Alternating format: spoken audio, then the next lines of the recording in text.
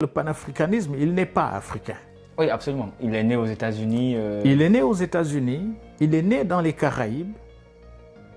C'est chez des gens comme Dubois, chez des gens comme Marcus Garvey, à Londres ensuite, qui est un peu au tout début du siècle dernier, le premier espace dans lequel, si vous voulez, il y a eu une sorte de diaspora noire, consciente de son identité, de sa différence, qui se met en place, qui sortait d'une longue période d'esclavage, puisque c'est en réalité au 19e siècle, au milieu du 19e siècle, qu'une prise de conscience commence à émerger sur le fait que les Noirs n'étaient pas des biens meubles,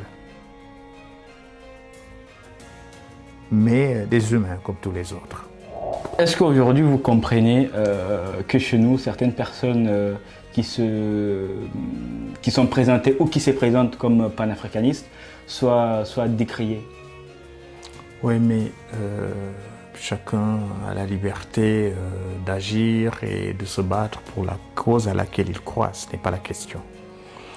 La question, c'est dans l'approche, savoir à partir d'où ils émettent leur discours, qu'est-ce qui motive le discours et au-delà, à mon avis, la légitimité du discours. C'est-à-dire qu'ils sont les représentants de qui, à partir de quoi et qui les a mandatés à parler.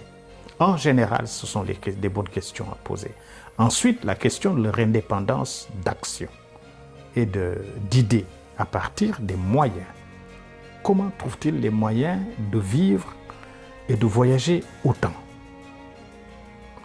Et enfin, ce qu'on appelle le pouvoir d'expertise. Ils sont formés où? Ils sont spécialistes de quoi? Ils ont quoi comme métier?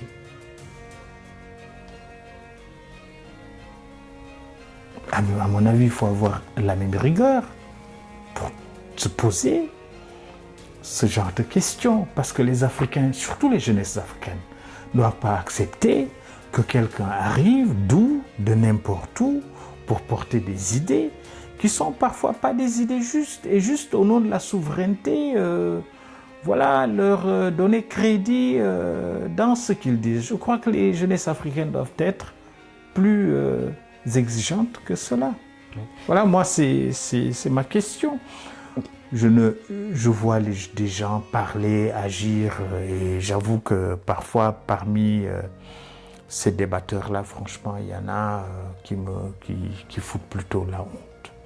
Pas tous, hein, mais il y en a qui foutent la honte. Les peuples africains ne méritent pas ce qui leur arrive.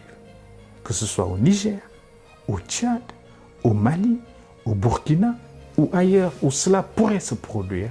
Okay. Ce n'est pas la bonne voie. Je suis d'accord pour que nous exprimions notre souverainisme et notre indépendance, mais pas pour une forme d'aliénation intérieure.